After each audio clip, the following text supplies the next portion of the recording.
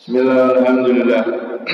Wassalatu wassalamu ala rasulillah Sayyidina Muhammad bin Abdullah wa ala alihi wa sahbihi wa man wala wa la hawla wa la quwwata illa billah.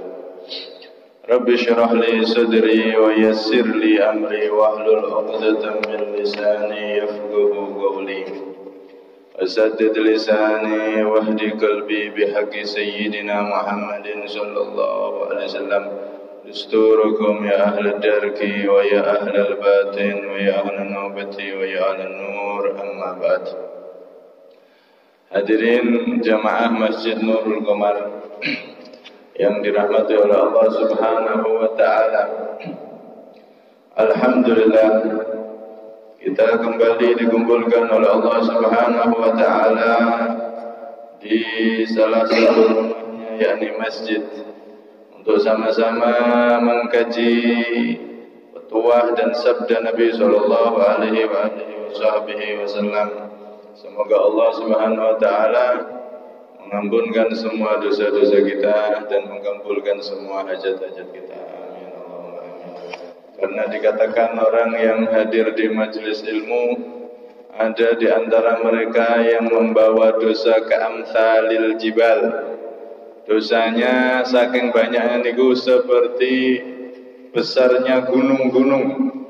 Akan tetapi ketika dia hadir di majelis ilmu, kemudian dia mendapatkan ilmu yang bermanfaat, dia pun berubah jadi orang yang takut kepada Allah dan taubat kepada Allah, sehingga keluar dari majelis ilmu tersebut dia menjadi orang yang telah diampuni oleh Allah Subhanahu wa taala. Semoga kita termasuk orang-orang yang dosa-dosanya semuanya kecil atau besar diampuni oleh Allah, sehingga kelak menjadi orang yang langsung bisa masuk surga tanpa harus mampir ke neraka, bisa berkumpul dengan Rasulullah SAW. Amin Allahumma amin. Hadirin yang dirahmati oleh Allah Subhanahu wa taala, kita masuk pada lanjutan dari hadis yang ke-26.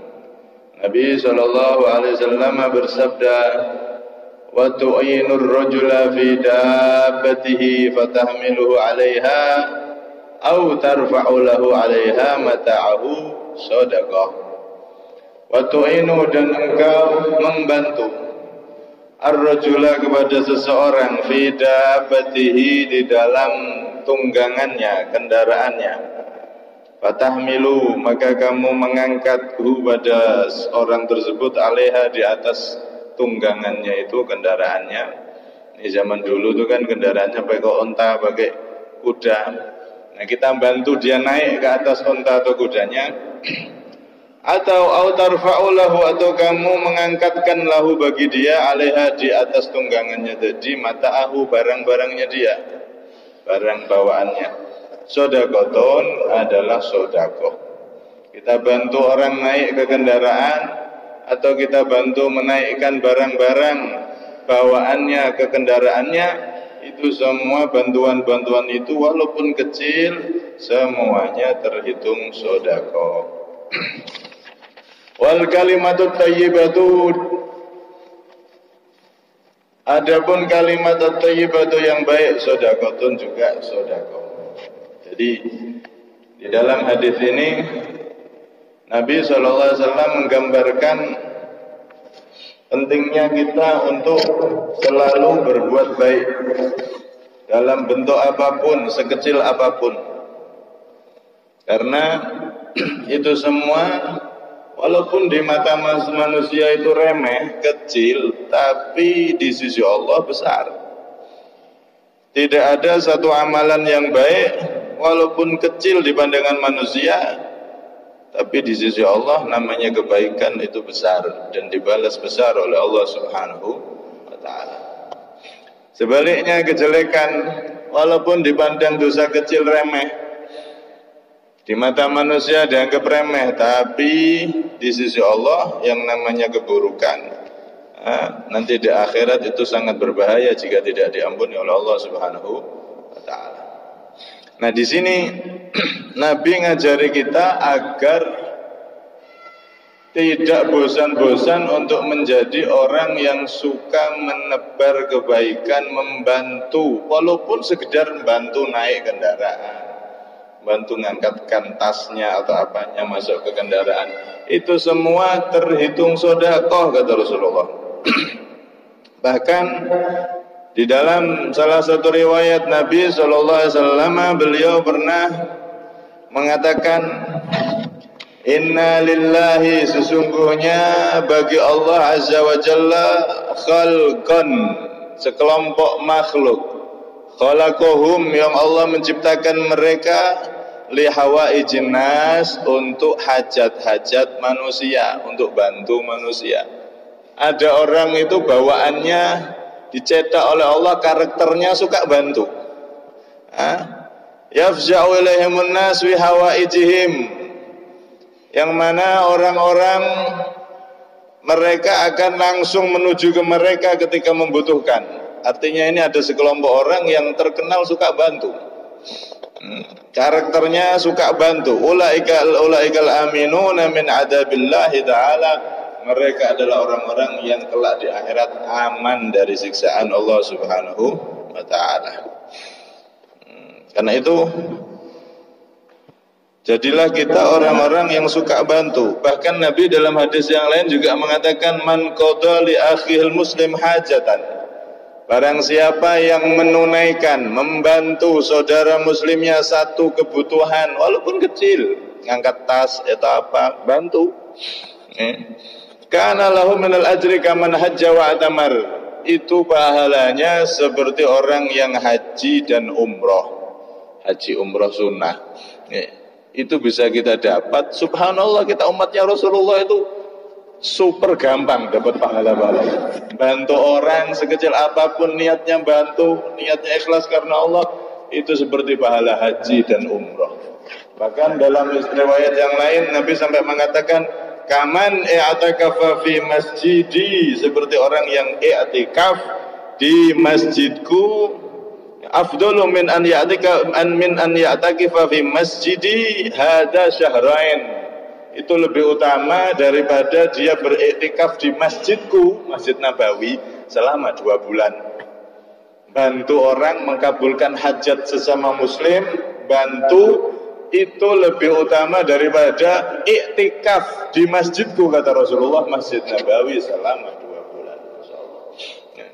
Karena itu, jangan kita anggap bantu orang itu harus dengan uang yang banyak, yang tidak harus seperti itu. Dengan apapun, bahkan bawakan tas tadi, masukkan ke mobilnya, bantu apa, walaupun dengan yang ringan-ringan. Itu semua adalah terhitung kebaikan, terhitung sedekah, terhitung amal yang tidak bisa diremehkan, bahkan diberi pahala besar di sisi Allah Subhanahu wa ta'ala. Menunjukkan kita itu saling menyayangi, saling mencintai terhadap sesama umatnya Nabi SAW. Walaupun kelihatannya remeh, ngangkatkan ini, bantu itu, kelihatannya remeh, tapi di situ Allah cinta, senang. Karena menunjukkan kita saling mencintai, saling membantu di antara umatnya Nabi SAW. Dan dari hal-hal yang kecil seperti itu, bantu ini, bantu itu terjalin persatuan di antara umatnya Nabi SAW.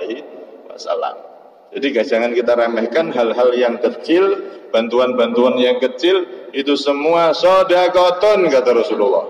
Itu semua terhitung sedekah. Masya Allah. Di dalam salah satu riwayat juga lebih-lebih, termasuk kalau kita melihat orang yang buta, mau nyebrang jalan atau apa, nah dibantu, dituntun. Kalau di sini jarang ya. Kalau misalkan ada orang buta, dia pengen ke toko, pengen beli apa, dituntun. Maka kata Rasulullah, itu malah beliau mengatakan faedah khusus bantu orang-orang yang seperti itu, yang dia tidak bisa melihat. Sampai Nabi mengatakan, man qada a'ma arba'ina khutwatan wajabat lahul jannah, kata Rasulullah SAW. Barang siapa menuntun orang yang buta, bantu nuntun tok, mau kemana mbak? Oh, mau ke toko tuh depan, dituntun 40 langkah. Kalau ada 40 langkah, maka wajib dia dapat surga, kata Rasulullah SAW. Nuntun tok. bantu sesama muslim dengan menuntun orang yang membutuhkan tuntunan, dituntun karena dia nggak bisa melihat. Nuntun itu apa beratnya? Menuntun tok. 40 langkah saja wajib bagi dia dapat surga, kata Rasulullah sallallahu alaihi wasallam. Ini menunjukkan bantuan-bantuan yang kita berikan terhadap sesama manusia, terlebih sesama umatnya Nabi Muhammad, itu tidak perlu pakai, tidak harus pakai uang banyak yang berharga, tidak. Hal-hal kecil itu semuanya dinilai besar di sisi Allah Subhanahu wa ta'ala. Dalam riwayat lain, man qada ama arba'ina khatwatan ghufir lahu ma taqaddama min dzambi. Barang siapa yang menuntun orang yang buta tadi itu 40 langkah, selain dia wajib masuk surga, dia pun diampuni seluruh dosa-dosanya yang telah lalu. Masya Allah, enaknya jadi umatnya Nabi, gampang semua mendapatkan jalan ridhonya Allah Subhanahu wa ta'ala. Sampai-sampai Nabi nyontohkan kan dia di sini, kamu bantu orang naik ke kendaraan, naik ke kudanya, kalau sekarang ke mobil, kamu bantu dia untuk naik, sedekah. Kamu mengambilkan tasnya, barangnya, kasihkan dia untuk bisa dinaikkan di kendaraannya, sedekah. Itu semua terhitung sedekah. Bahkan dilanjutkan oleh Rasulullah, wal kalimatut thayyibatu sedekah. Tidak harus dengan tenaga juga, bahkan kalimat yang baik jadi sedekah. Omongan yang enak, omongan yang tidak nyakiti hati, itu juga jadi sedekah. Bahkan senyum kita kepada sesama hamba Allah itu juga sedekah. Tapi laki-laki sama laki-laki, jangan nanti dibalik, laki-laki senyum sama perempuan, istrinya orang, repot nanti. Ini maksudnya sesama jenis, sesama laki-laki sama laki-laki, perempuan sama perempuan, sesama mahramnya. Nah itu disunnahkan, dianjurkan untuk saling sapa, dianjurkan untuk saling membantu karena Allah Subhanahu wa ta'ala. Tabassumuka fi wajhi akhika shadaqah. Senyummu di depan wajah saudaramu adalah sedekah. Insyaallah. Karena itu di dalam salah satu riwayat juga Nabi bersabda, la tahqiranna minal ma'rufi syai'an walau antal akhaka biwajhin talqin. Jangan engkau meremehkan kebaikan walaupun sekecil apa, syai'an, sekecil apapun kebaikan itu jangan diremehkan, walaupun engkau ketemu saudaramu dengan wajah yang berseri-seri, apalagi dengan senyum, dengan wajah yang enak, bukan wajah cemberut, itu juga jadi sedekah, itu juga jadi pahala untuk kita. Apalagi senyum, apalagi disapa, apalagi dengan membantu, mengangkatkan ini, mengangkatkan itu semuanya menjadi pahala untuk kita umatnya Nabi Sallallahu Alaihi Wasallam. Karena itu begitu juga kita itu membantu orang juga bisa dengan kalimat yang baik. Wal kalimatut thayyibah, kalimat yang baik, sedekah. Itu juga dihitung sedekah. Tidak keluar dari mulut kita kecuali kalimat-kalimat yang menjadikan orang lain senang, orang lain bahagia dan tidak menyakiti perasaan orang lain. Nah, itu juga menjadi sedekah, insyaallah. Bahkan di dalam hadis marfu, Nabi sallallahu alaihi wasallam bersabda, afdhalus shadaqati shadaqatul lisan. Paling utamanya sedekah adalah sedekah lisan, omongan yang baik itu termasuk sedekah yang paling utama. Ya karena memang omongan itu dampaknya buruk ya. Kalau omongan jelek dampaknya sangat buruk. Ada orang itu dibully, akhirnya stres, bisa bunuh diri. Seperti anak muda atau di kalangan anak mahasiswa, santri dan anak-anak sekolah itu kadang-kadang bulian itu, omongan-omongan yang jelek itu akhirnya bisa menjadikan orang lain depresi, bahkan sampai putus asa, bahkan merasa hidup sudah nggak berguna, sampai akhirnya bunuh diri gara-gara dibully, diomongin jelek terus sama teman-temannya. Karena itu, di sini Nabi mengingatkan kita, jangan sampai kita mengeluarkan kalimat-kalimat yang menjadikan orang lain tersinggung, yang menjadikan orang lain terganggu terhadap kalimat-kalimat yang kita ucapkan. Sampai masalah laknat itu loh Pak, dibahas oleh ulama. Setan itu kan dilaknat sama Allah. Setan itu kan keturunan iblis. La'anahullah, sudah jelas ayatnya. La'anahullah, iblis dan seluruh keturunannya yaitu setan-setan itu dilaknat sama Allah. Sampai di dalam ajaran agama kita boleh melaknat orang yang memang sudah dilaknat oleh Allah. Makhluk yang memang sudah dilaknat oleh Allah boleh kita laknat. Semoga setan dapat laknat, iblis dilaknat, kemudian Fir'aun dilaknat dan seterusnya. Orang-orang yang memang sudah dapat stempel laknat dari Allah, Fir'aun, iblis, setan, Abu Jahal, Abu Lahab, itu kan Korun dan orang-orang yang disebutkan di Al-Quran itu, geng-gengnya orang-orang yang jadi musuhnya para nabi, itu semua boleh kita laknat. Semoga dilaknat itu Abu Jahal, semoga dilaknat itu Fir'aun. Boleh kita berdoa dengan doa laknat. Akan tetapi dianjurkan kita tidak sering memakai kalimat laknat itu. Kenapa? Untuk jaga lisan kita biar enggak keterusan kebiasaan ngomong jelek. Akhirnya suka ngelaknat iblis, suka ngelaknat Fir'aun, akhirnya kadang-kadang keterucut, kelepasan ngelaknat saudaranya sendiri. Walaupun boleh kita melaknat makhluk-makhluk yang memang dilaknat oleh Allah, tapi kalau bisa jangan sering-sering. Karena walaupun kita laknat, kita enggak ngelaknat, ya memang dia sudah dilaknat sama Allah. Dia sudah dapat siksaan dari Allah, enggak perlu kita tambahi laknat-laknat lagi. Maksudnya laknat yang datang dari mulut kita itu enggak akan ada efek apa-apa. Dia sudah dapat siksaan yang begitu pedih dari Allah seperti Fir'aun dan lain-lain itu. Nah, di situ hukumnya boleh kita melaknat makhluk-makhluk yang memang dilaknat oleh Allah. Tapi kalau bisa jangan sering mengeluarkan kalimat-kalimat laknat, kalimat-kalimat yang kotor. Walaupun tujuannya kita tujukan untuk makhluk yang terlaknat, Fir'aun dan seterusnya tadi itu. Jangan dibiasakan. Kenapa? Karena lisan kita nanti takutnya kalau terbiasa seperti itu nanti akan kelepasan, kepleset melaknat sesuatu yang tidak dilaknat. Akhirnya kadang-kadang bisa ngomong jelek sama temannya dan seterusnya. Ini pentingnya jaga agar tidak keluar dari mulut kita kecuali kalimat-kalimat yang diridhai oleh Allah Subhanahu wa taala, dan itu semua bernilai sedekah di sisi Allah Subhanahu wa taala. Karena itu sampai-sampai nanti itu diceritakan dalam hadis penduduk ahli neraka, Pak. Ada orang yang sudah diputuskan untuk jadi kelompok ahli neraka, dikumpulkan. Kemudian lewat di depan mereka satu orang penduduk surga. Maka si penduduk neraka, kelompok penduduk neraka itu bilang, "Ya fulan, ama ta'rifuni?" Wahai fulan penduduk surga, kamu gak kenal saya. Kamu gak kenal saya toh? Maka si penduduk surga ini nanya, "Kamu siapa?"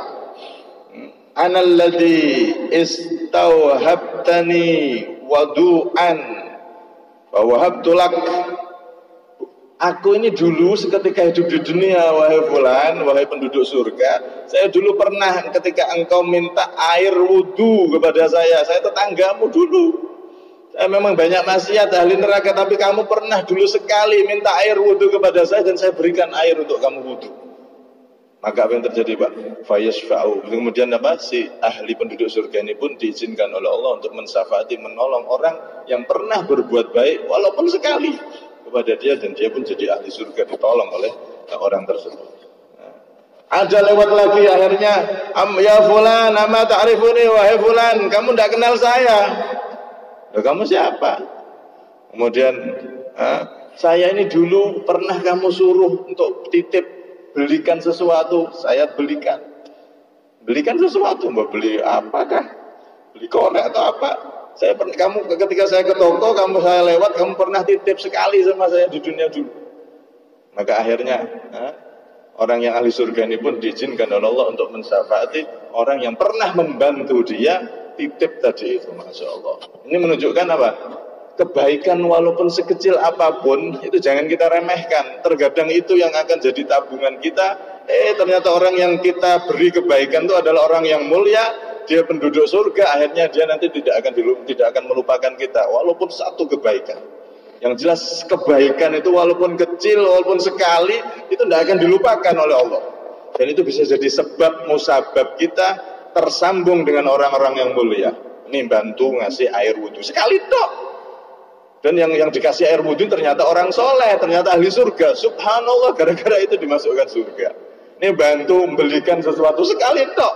Ternyata yang dibantu ini orang baik, ahli surga. Dia yang bantu ini ahli maksiat, ahli neraka. Akhirnya disafaati, terkoneksi, terhubung dengan orang-orang yang mulia, walaupun dengan hal-hal yang kecil tadi itu di mata manusia, tapi itu di sisi Allah sangat besar dan bisa menjadi sebab musabab kita jadi orang yang selamat di sisi Allah Subhanahu wa taala. Karena itu suka bantu orang semampunya, dibantu. Ya, siapa tahu bantuan-bantuan yang kita berikan itu tadi adalah jadi tabungan kita bisa jadi orang selamat sebab pernah membantu orang-orang tersebut. Dan di mana orang-orang yang pernah kita bantu itu salah satu dari mereka atau dua atau tiga atau mungkin banyak dari mereka ternyata penduduk surga, kita pun nanti akan mendapatkan syafaat pertolongan dari mereka, tidak dilupakan oleh mereka dan diizinkan oleh Allah untuk membalas kebaikan yang pernah kita berikan kepada mereka, sehingga kita pun menjadi orang yang selamat bisa masuk surganya Allah Subhanahu wa taala. Karena itu ini kita bayangkan gitu. Nabi ngomong, kamu bantu orang naik ke kuda, naikkan dia ke kuda atau bantu ngambil barangnya kasihkan dia, itu sedekah. Bayangkan Pak, sesuatu yang remeh, bantu ngasih tas, masukkan ke kendaraannya atau ngasih tas, memberikan dinaikkan ke atas tunggangannya tadi. Kalimat yang seperti ini, gambaran yang kelihatannya remeh ini keluar dari mulut mulia Nabi Muhammad SAW. Loh, kamu tuh bisa bantu saudaramu loh, ngebawakan ini, bantu ini, bahkan kalimat yang baik. Subhanallah, ini diterangkan oleh Nabi, keluar dari mulutnya manusia yang paling mulia di sisi Allah, menunjukkan apa? Benar-benar orang yang membantu saudaranya itu, walaupun sekecil apapun, itu nggak kecil.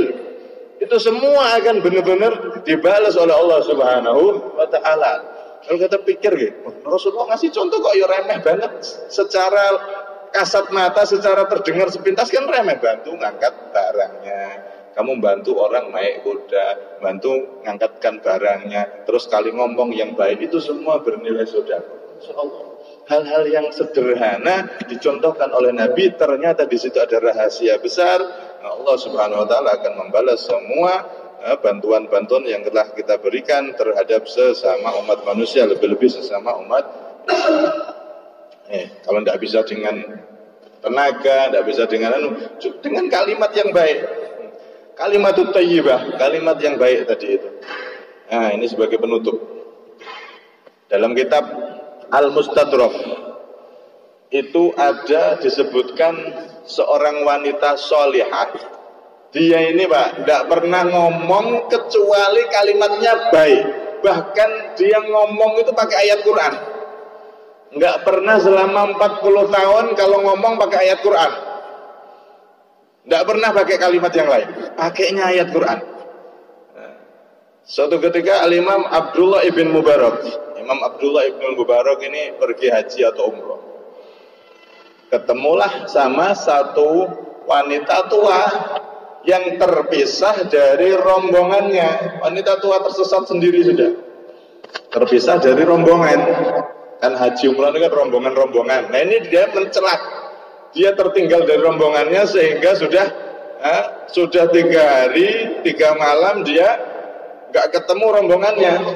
Kalau zaman sekarang mungkin lebih cepat ketemunya, ada informasi ini, bagian informasi dan seterusnya. Ini zaman dulu. Pisah dari rombongan, akhirnya ketemu sama Abdul Mubarak, wanita tua ini. Assalamualaikum warahmatullahi wabarakatuh. Dikasih salam sama Imam Abdullah bin Mubarak. Maka dia menjawab, salamun qaulam mir rabbir rahim. Jawabannya begitu. Yarhamukillah matasna'ina fi hadzal makan. Wahai wanita, wahai ibu, semoga Allah merahmatimu. Apa yang jenengan cari di sini, apa yang jenengan perbuat di sini? Kok kelihatannya seperti orang bingung? Maka dia menjawab, wa may yudlilillahu fala hadiyalah. Pakai ayat Quran, wa may yudlilillahu fala hadiyalah. Orang yang disesatkan oleh Allah alias tersesat, maka dia nggak akan ada yang bisa memberi petunjuk. Akhirnya Ibnu Mubarak paham, oh maksudnya tersesat ini. Dia tersesat, terpisah dari rombongannya. Ditanya lagi, aina turidin? Engkau ini mau kemana wahai ibu? Engkau ini orang mana? Maka dijawab, subhanalladzi asra bi 'abdihi lailan minal masjidil harami ilal masjidil aqsa. Jawabannya pakai ayat. Oh, Masjidil Aqsa berarti panjenengan dari Palestina, dari Masjidil Aqsa. Pakai Quran. Jawabnya pakai Quran semua. Kemudian ditanya lagi, anti mundukam fi hadzal maudi? Engkau wahai ibu di sini sudah berapa hari ketinggalan tersesat alias terpisah dari rombongan sudah berapa hari? Sudah berapa hari? Sudah berapa waktu? Maka dijawab salah layalin sawiyya. Dijawab dengan ayat Quran, salata layalin sawiyya, 3 hari 3 malam. Ma'aka ta'aman ta'kulin. Aku enggak melihat engkau ini kok wahai ibu, bekalmu udah ada. Terus selama itu kamu makan apa? Dari mana makannya? Maka dia pun menjawab, huwa yut'imuni wa yasqin. Huwa yut'imuni wa yasqin. Dialah Allah yang ngasih makan aku dan beri minum aku. Pakai Al-Qur'an lagi. Terus seperti itu. Sampai akhirnya singkat cerita ditanya sama Imam Ibnu Mubarak, kenapa lima la tukallimani la tukallimini mithla ma ukallimuk?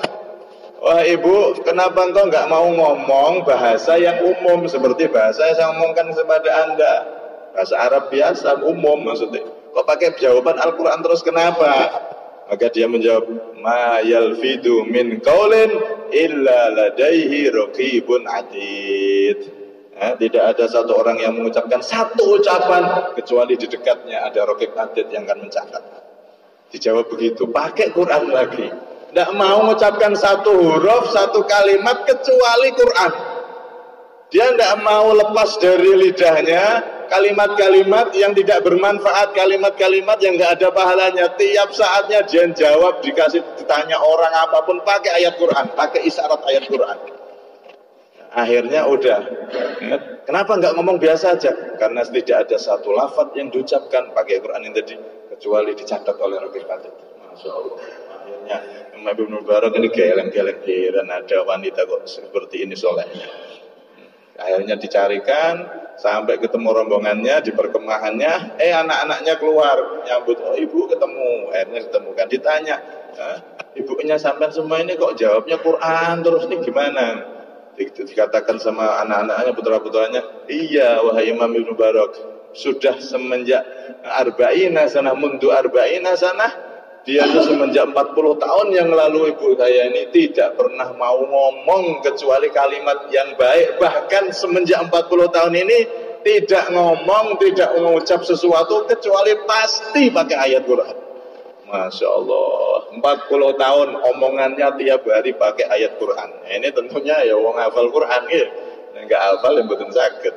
Omongannya pakai ayat Quran, isyarat dengan ayat Quran setiap hari, bayangin. Tiap hari bangun tidur sampai tidur lagi selama 40 tahun ibu kami ini tidak mengucapkan satu kalimat kecuali pasti ngambil dari ayat Al-Quran. Masya Allah.